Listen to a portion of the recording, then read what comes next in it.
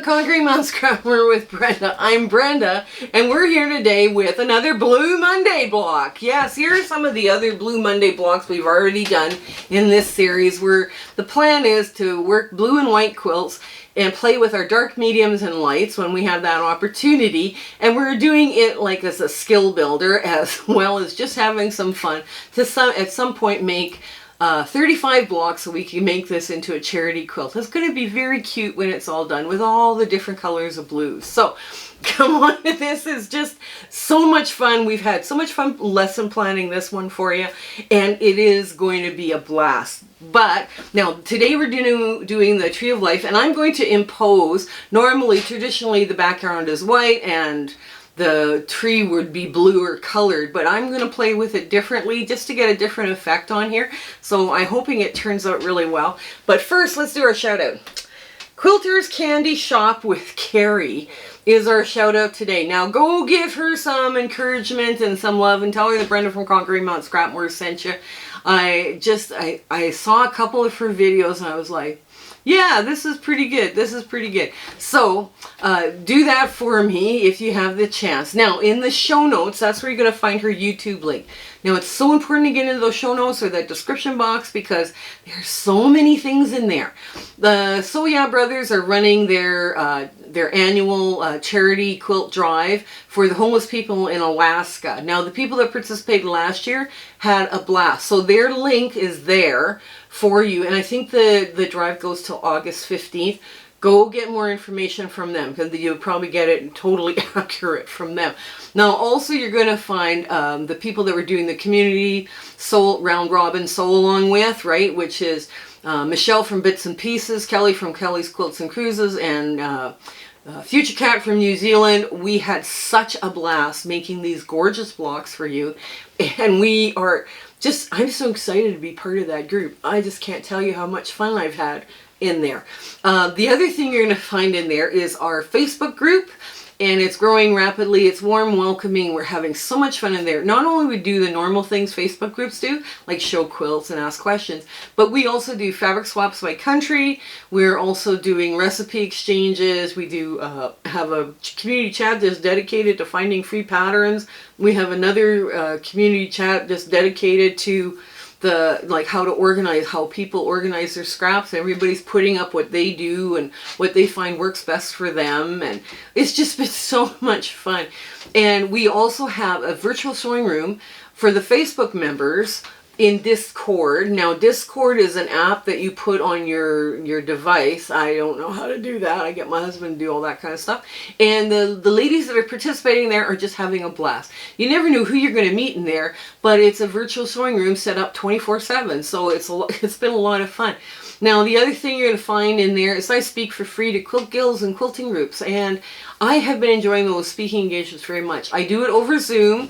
I have a PowerPoint presentation. I show you the quilts I've made. We talk about making charity quilts, using scraps, elements of design, and what's coming up on our channel.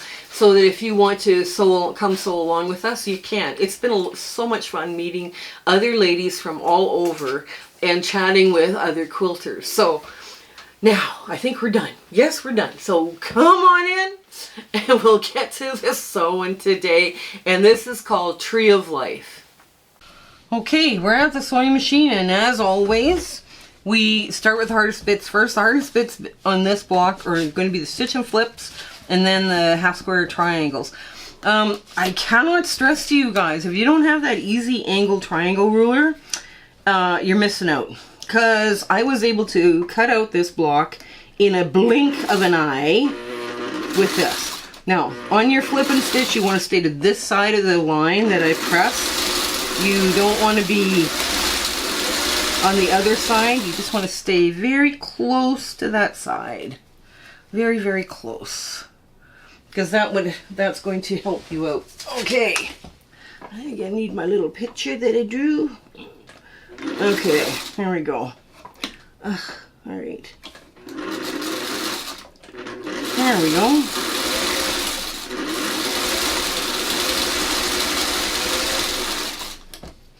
Okay, and my scissors are gone. They're MIA. Oh no, here they are. So I'm gonna change my feet because what's a video of mine without having a foot change? You want to make sure you have good coverage before you do any cutting. That's important because once you cut, you're done. So this is just a little piece. So I'm just gonna cut that like so. And cut this one off, and this goes into pet beds. I do have a couple of ideas. Well, I'm going to use this stuff, the pet bed bag, but right now I'm stuck with a pet bag or pet bed. So this easy angle ruler makes this entire block easy to cut except for the 2 flip and stitch. You can cut the whole thing from a 3.5 inch strip. And then you have to cut like a 2-inch square, right? But I mean, because this makes it so easy and fast, it's ridiculous how much time it saves you. Now let's get this. Let's get my right foot on here, the correct foot.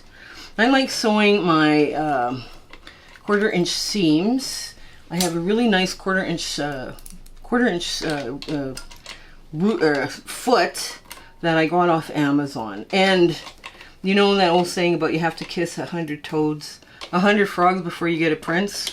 Yes, you do. It's some work better than others, and I got lucky. I guess I got very lucky. Now I always put the blunt end first down because doing half square triangles, there's a couple of things, right, that I have a plate on here on my sewing machine that just has a little hole. If you're doing half square triangles, what you need to do is get the mouth. Most of them have a mouth, and that's where the half square triangle sucks down into the machine. So I find it easier to sew half square triangles with, you know, the plate with a hole versus the mouth. So, and that goes on same idea on my Janome. I have a plate with a hole, and that is brilliant to do half square triangles on because I don't have the issues. The other thing too is get your fabric under as closely as you can before you start sewing. Right? If you have to lift your foot, your pressure foot, to get that right up, you know, like you get it right up beside the needle, it's not as likely to go down into the hole, but it's because we're leaving so much space, that's what's creating the problem. Now, the cutting instructions for this give you, I think 12 half-inch or half square triangles. You only need 11. Yes, you make one extra one, but you can use it up on a border or another project or whatever. It's a half square triangle. It's pretty uniform size at 3.5 unfinished, so it's, you know, it's fairly decent size. You're not, you know, dealing with, you know, a bunch of these little ones. So there we go. They really like that ruler though. I thought, oh, these extra rulers, the specialty rulers, are a waste of money, until I bought that one. And I realized, wow, it did such a nice job, and I don't have to trim them. Like sometimes when your cutting's a little off, when you're doing the 7/8 or 3/8, right? You know, when you're doing the traditional cutting method. I gave you the traditional cutting method, assuming that you don't have the ruler, but sometimes you're a little off and you have to trim them afterwards. It saves so much time. Oh my goodness. So much time. Okay, you're being difficult. This went on also nice. There we go. And just like that, we're done. So the other nice thing about this is it chops off one of the corners. One corner is already gone, right? So it's right like that, like one corner is already gone. Now I prefer to trim my corners a little deeper, but you know, if it's gone and it's out of the way, I'm okay with it. the way it is. I just lift up my foot, sneak this under. Okay. So now, what I'm going to do, I'm going to take this and I'm just going to trim off the edge that's not done. And we'll get that dog ear off. Like I say, you only have to trim one. It's so nice. So nice. But if you had one of those AccuQuilt cutters, I mean, it would cut your stuff perfectly too. And both of those would be done. I have an AccuQuilt cutter that's new to me. It's not a new one, but it's, you know, it was still in awesome shape. And I got a bunch of the dies from my friend. She was downsizing her sewing room. And yeah, so I was quite impressed how well it cuts. And I didn't read the book, so I'm just kind of winging it. And I was like, wow, I was able to go through a great big stack like this deep in like under, you know, under an hour, under 2 hours. And I didn't know what I was doing. I'd never used one before. So I was kind of like, wow, okay. So this goes like this. We start laying this out. Now I'm pressing to the dark because I can. Now I'm going to go, because I want my white to be the tree. And I got some, just the funkiest fabric. I just thought this, I saw this in my stash. I was like, oh yeah, we got to use this one. We got to use this up. Because it's just fun. Okay, here we go. There, just like that. Yeah.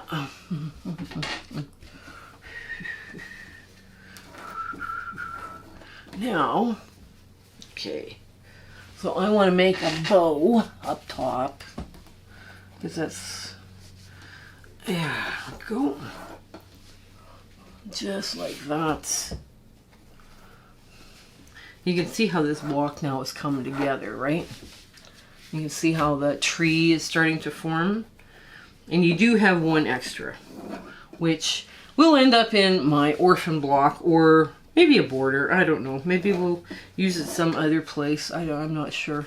But that is that. You know, just chuck it in there now and get it over with. Okay, so now we have all the pieces. Right, so this becomes a very quick and easy sew. So what we're going to do is we're going to web the block together. And what webbing the block together means, you sew the two pieces in a row. Then once this is all sewn, then you sew these. Then you sew these.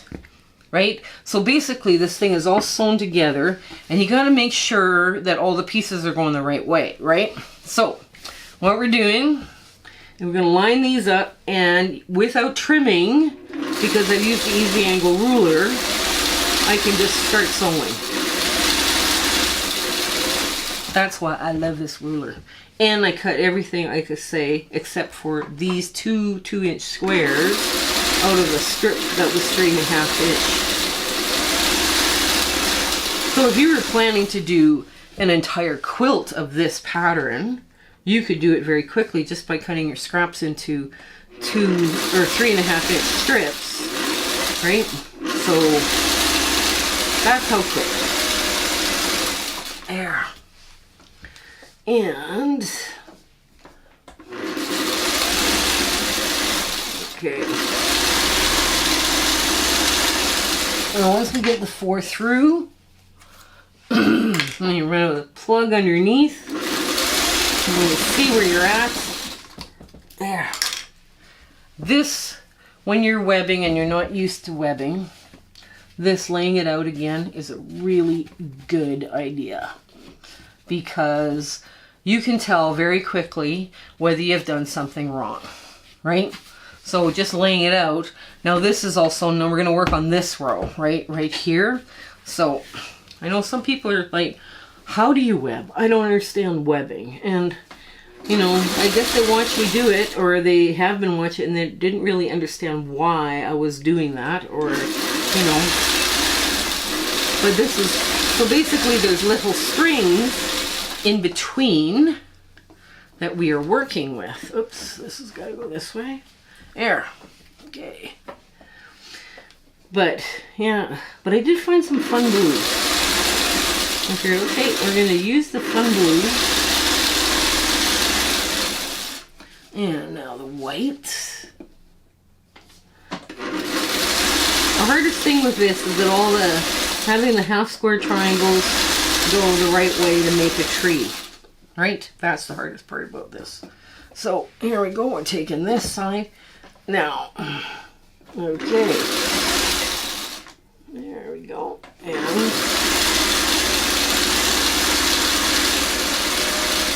okay, like this is coming together. It's going to be sewn together here like really quick. Oh my goodness.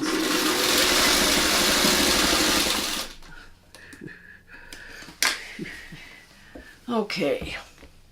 Now, lay it out.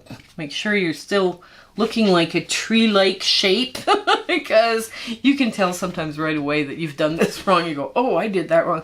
Well, when you're webbing and you've put this first rows of webbing in and you've sewn it wrong, let's say this one's twisted around, you usually can see it right away and you only have one seam to undo, right? That's why people web. Well, let's get this done. Okay, so let's get the rest of this done. I'm just going to move that off like that just a bit so it's not in my way. Get everything lined up. There we go. Now, the other people, what they do is they pick up the side that has to be sewn. Right? That's the other thing that they do, just to make sure that they're doing it right.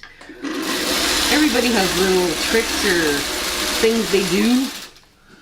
You know, so I want to sew this side, so that's the side I'm picking up, and that's the side that I would be laying down. Okay. There we go.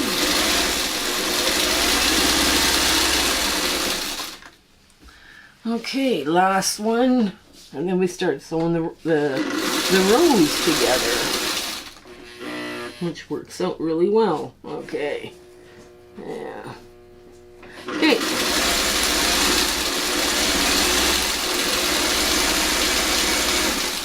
Okay. Now,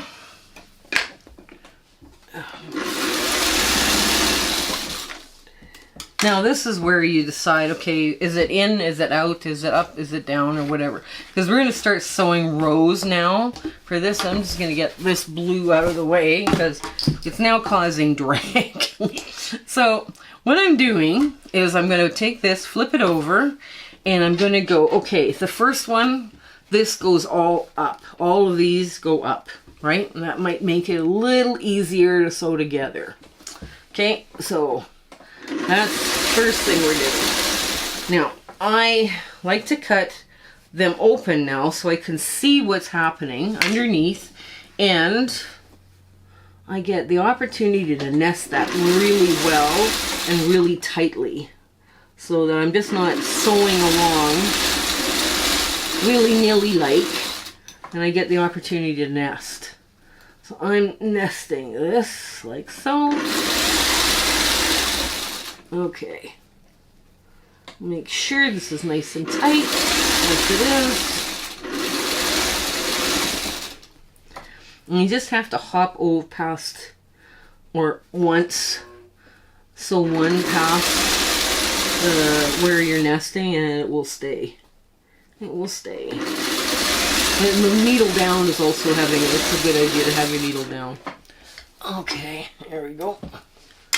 And, ooh, the last one here is just a hair off. Okay, get that eased in. And we're talking like 3 threads, if that. Okay. Now, with this, you open it up and you push it like this. So now, this row that we're sewing is all going down. And this row underneath then is all pointing up, right? So you're basically, your webbing has dictated your sewing. Okay, so once I get this in, I put my needle down. I just trim the row that I'm working on so I can see what I'm doing and really get in there and to nest, because I think it's important to have those nice sharp points. Now, okay, here we go. That goes up. Okay, up. Hello, you go up. You lay flat and you go up. Sometimes you have to talk to your fabric. That's okay. There we go. Now when you're sewing this, and you can see your intersection with your half square triangle, is you got a piece that goes across, one that goes at an angle. You want to stay on this side of that, because if you sew on this side, you're going to cut off your point of your half square triangle. And it will make your work look uneven. There we go. Okay, let's get this off. Get this under. I should probably get another plug because this thing is hard.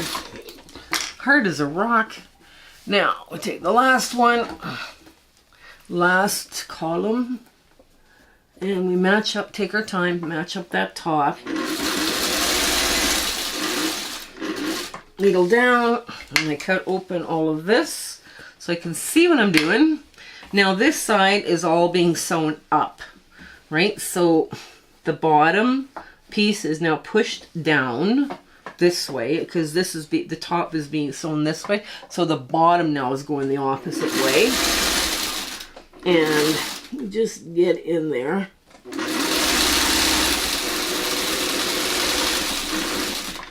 Okay.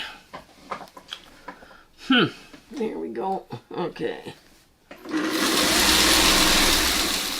All right, there. Nice.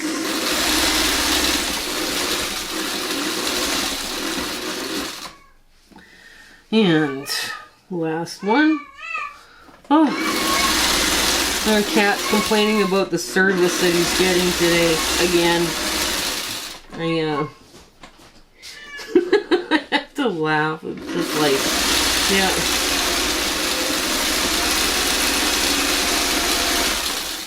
He acts like he's just been cruelly treated. And, you know, he's got more pet beds than any cat should ever have. Anyways, okay, so here is what we've done. So this, because it's been sewn down, we're just going to quickly finger press it in the direction, because that'll help us when we get to our ironing board as to how to iron this baby. You know, make it lie as flat as possible, because that's always good to have a flat quilt block. And now, when we're doing the 3 rows, we're going to decide, okay, this might be the path of least resistance, so we'll go like this. You know, that you want to do these and you know what's good, what's going to lay flat and what's going to look good, right? And there we go, just like that. And you just push it with your nail first. It kind of gives you a pre-iron. So there it is. Let's go to our big ta-da moment. Give it a good press and give you my ta-da moment. Okay, so here's the tree of life. I just 11 half square triangles. It worked out beautifully. It came together so very quickly. You guys have got that, get that easy angle triangle ruler, because like I say, it cuts stuff right out of a 3.5 inch strip, except for these 2 little white pieces down here. It was all out of one strip. So I really liked how fast this block came together, and I think it's a good skill builder for half square triangles. And you have a little bit of flip and stitch going on, but not too much. So I did end up with 1 extra, but that's the way they're cut. So, I mean, you know, you could do that in a border or whatever, another block. It would be fine. Or you can put it in another, like, block like this, right? Where you've got your half square triangles. So I do hope you give this one a try, and you stay well until we meet each other again. Okay, have a great week. Okay, bye! Hello again. We just want to thank you for enjoying our video and, you know, coming along with my husband and my YouTube adventure and quilting. And, you know, sometimes things don't work out as best they should, and sometimes they work out great. We're going, wow, that went well. But it's been an amazing journey, and I'm so glad I could share it with you. Share, like, and subscribe these videos. That really helps us out, and it helps us make more charity quilts, okay? So you guys take care until we have a chance to meet again, okay? Bye!